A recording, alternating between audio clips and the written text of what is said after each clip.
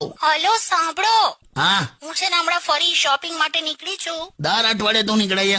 હા, પણ અત્યારે મારે છે ને અત્યારે પર્સ લેવું છે. મસ્ત પર્સ છે પણ થોડું મોંઘું છે.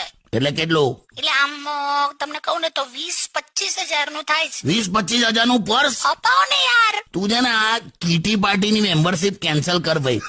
ના હવે અપાવો ને પ્લીઝ. એટલે પણ 25,000નું પર્સ હોય? આ લગનની સિઝનમાં મસ્ત લાગશે. એ આ ચાલ અપાવું, મેં તને અપાવું, વાવ. પણ એક શરત. શું? આ મહિનાનું લાઇટ બિલ, ગેસ બિલ, પાણીનું બિલ ને વેરો તારે ભરવાનો. બોલ. હોતું હશે, મારી પાસે 200-250 પડ્યા હોય જ ખાલી. તો હું એ જ તને સમજાવું છું, 250 મૂકવા માટે 25,000નું પર્સ ના લેવાય.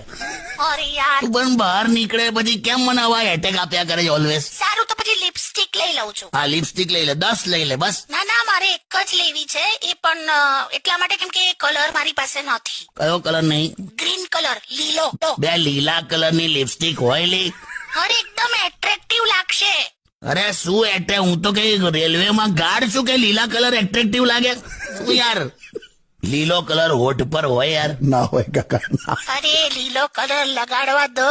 હે? અરે પ્રેમથી તમારા હોઠ લગાડજો, તમારી જાન સમજીને. શું બોલ્યા? પ્રેમથી તમારા હોઠ લગાડજો, તમારી જાન સમજીને. બે કોક ચૂનો ને કાથો લગાડશે લીલું પાન સમજીને.